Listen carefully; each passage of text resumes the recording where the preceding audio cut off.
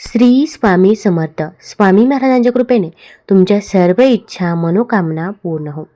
1 जानेवारी 2026 रोजी नवीन वर्ष गुरुवारी सुरू होत आहे आणि ज्योतिषशास्त्रानुसार वर्षाचा पहिला दिवस ज्या वारानुसार सुरू होतो तो दिवस त्या वर्षाचा राजा मानला जातो. त्यामुळे हे वर्ष 2026 गुरुवारी सुरू झाल्याने गुरु या ग्रहाच्या प्रभावाखाली असेल, ज्यामुळे आध्यात्मिक आणि शुभयोग जुळून येत आहे. या वर्षाची सुरुवात गुरुप्रदोष आणि शुभयोगांनी होत असून अनेक राशींसाठी हे लाभदायक देखील ठरू शकते. गुरुप्रदोष व्रत, रोहिणी नक्षत्र आणि इतर 9 शुभयोग या दिवशी जुळून येत आहे. हे वर्ष काही राशींसाठी मेष, वृषभ, सिंह, कुंभ यांसाठी विशेष फलदायी ठरू शकते. भगवान विष्णूंची पूजा करणे लाभदायक ठरेल. आता या दिवशी जर आपण काही उपाय केले, काही सेवा केल्या तर त्या खूप खूप प्रभावी ठरतील. पण या दिवशी जर आपल्याकडून काही चुका झाल्या तर त्याचे दुष्परिणाम देखील आपल्याला भोगावे लागतील. भरपूर वेळा आपल्याला काही गोष्टी या माहीत नसतात आणि आपल्याकडून या चुका होऊन जातात. आता अगदी आपण जाणून बुजून तर या चुका करत नाही. आपल्याकडून या चुका झाल्यामुळे आपण जी काही पूजा करतो, जी काही सेवा करतो तर त्या पूजेचे फळ आपल्याला मिळत नाही. उलट आपल्याला दुष्परिणाम भोगावे लागतात. मग आपण म्हणतो मी किती पण देवाची पूजा सेवा करा, मला त्याचे फळ मिळत नाही. आता हे वर्ष गुरुवारी सुरू होत आहे. आता गुरुवारी आपण काही चुका चुकूनही करायच्या नाही.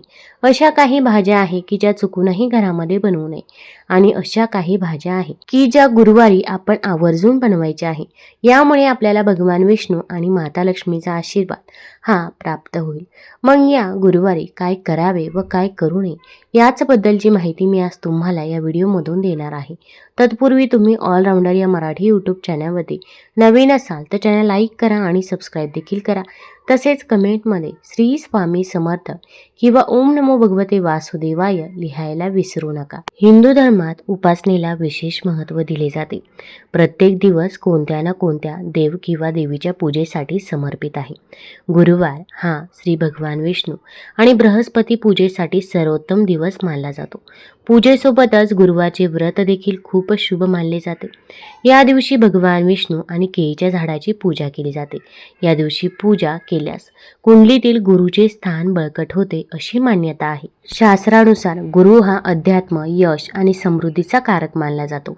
असे म्हटले जाते की गुरुवारी भगवान विष्णू आणि देवी लक्ष्मीची कृपा प्राप्त होते. आता या गुरुवारी नवीन वर्षाच्या पहिल्याच दिवशी आपण सकाळी लवकर उठायचं आहे. अगदी तुम्ही ब्रह्ममुहूर्तावरती उठलं तरी पण चालेल.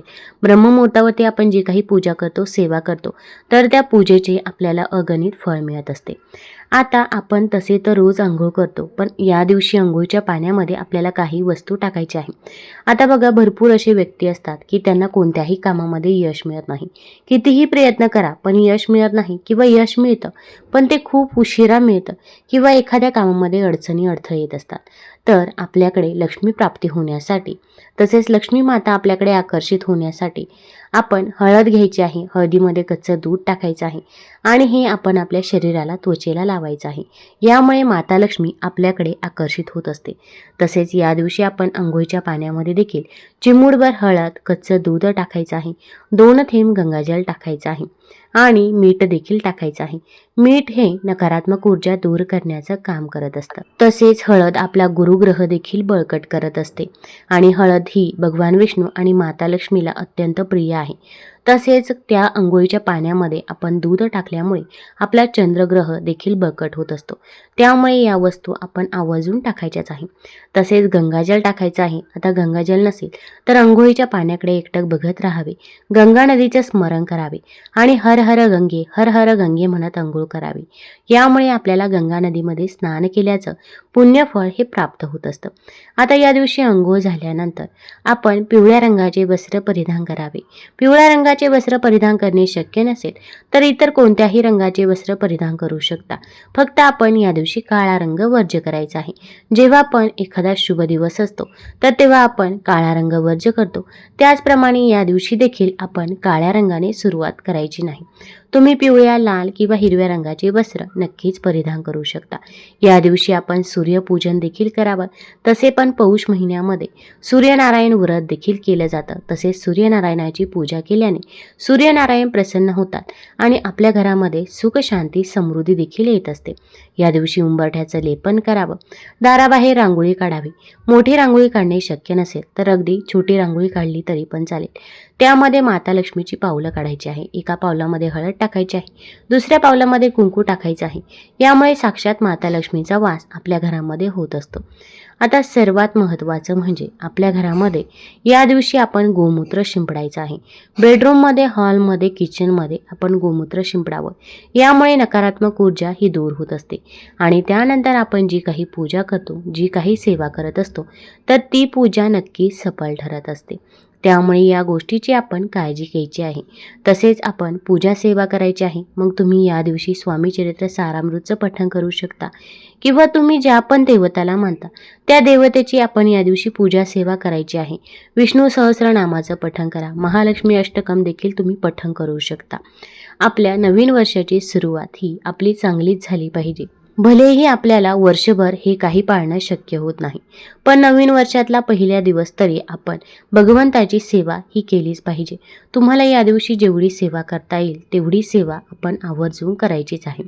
कारण की या दिवशी गुरुवार देखील आहे. तसेच आता या दिवशी जर आपल्या दाराजवळ कोणी काही मागण्यासाठी आले तर त्या व्यक्तीला आपण तसंच जाऊ द्यायचं नाही. तुम्ही त्या व्यक्तीला अन्नदान करू शकता किंवा एखादा ग्लास भरून पाणी दिलं तरी पण चालेल, पण ती व्यक्ती आपल्या दारातून तशीच जाता कामा नये. पण एका गोष्टीची काळजी घ्यायची आहे. आता नवीन वर्ष असलं तरी पण आपण आपल्या घरामधील अशा काही वस्तू आहे की ज्या चुकूनही कुणाला द्यायच्या नाही. तर सर्वात महत्त्वाचं म्हणजे मीठ. मीठ हे साक्षात माता लक्ष्मी स्वरूप समजलं जातं. जेव्हा समुद्र मंथन झालं होतं तेव्हा मीठ देखील माता लक्ष्मीसोबत आलं होतं. त्यामुळे मिठाला माता लक्ष्मीचं रूप समजलं जातं. त्यामुळे या दिवशी आपण आपल्या घरामधील मीठ हे कुणालाही द्यायचं नाही. त्यानंतरची दुसरी वस्तू आहे तर ती म्हणजे धने.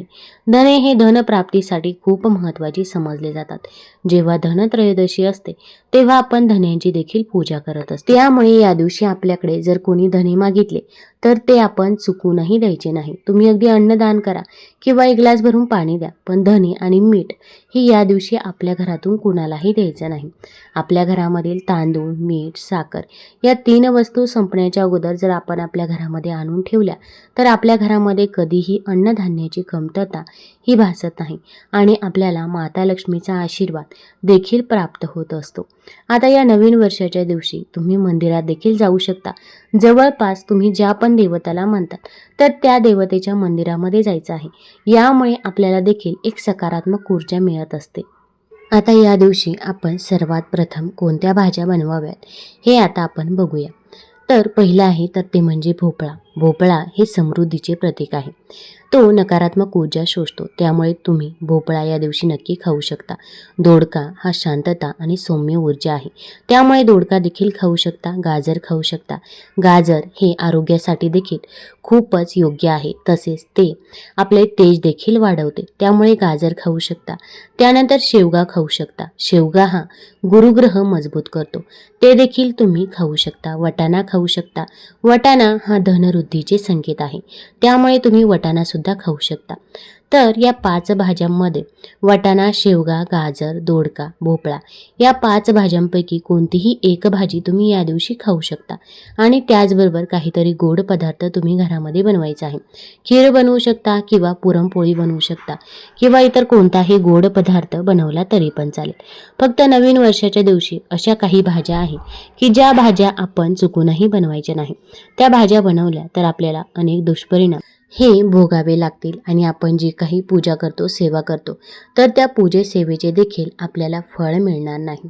त्यामुळे आपण या काही भाज्या आहे की ज्या चुकूनही बनवायच्या नाही. त्यामध्ये सर्वात महत्त्वाचं आहे तर ते म्हणजे कांदा लसूण. कारण की कांदा लसूण हे तामसिक आहारामध्ये मोडलं जातं. त्यामुळे आपल्याला कांदा लसूण पूर्णपणे टाळायचं आहे. हे तामसिक आहे. तसेच यामुळे क्रोध देखील वाढते. त्यामुळे तुम्ही कांदा खाऊ नका. त्याचबरोबर लसूण जो आहे तर तो पूजा आणि नवीन प्रारंभासाठी निषिद्ध मानला जातो. हे दोन्ही पदार्थ जे आहेत तर ते आपल्या हिंदू धर्मामध्ये राहू आणि केतूचे प्रतीक मानले जातात. त्यामुळे चुकूनही कांदा आणि लसूण आहे तर तो खाऊ नका. त्याचबरोबर पुढचं म्हणजे वांगी खाऊ नका. वांगी जे आहे तर ते शनी आणि राहू दोष वाढवते. त्यामुळे वांगी खाऊ नका. विशेषतः गुरुवारी भेंडी खाऊ नये, कारण अडथळे वाढतात. त्यामुळे गुरुवारी भेंडी खाऊ नका. फार तिखट मिरची घरात अशांती निर्माण करते. त्यामुळे फार तिखट भाज्या सुद्धा या दिवशी खाऊ नका. चुकूनही नवीन वर्षात हे पदार्थ खाऊ नका. तसेच या दिवशी आपल्याला मांसाहार देखील पूर्णपणे टाळायचा आहे. मांसाहार देखील करू नये. तुम्हाला जर हा व्हिडिओ आवडला असेल तर चॅनल लाईक करा, सबस्क्राईब करा आणि मित्रपरिवारासोबत जरूर शेअर करा. धन्यवाद.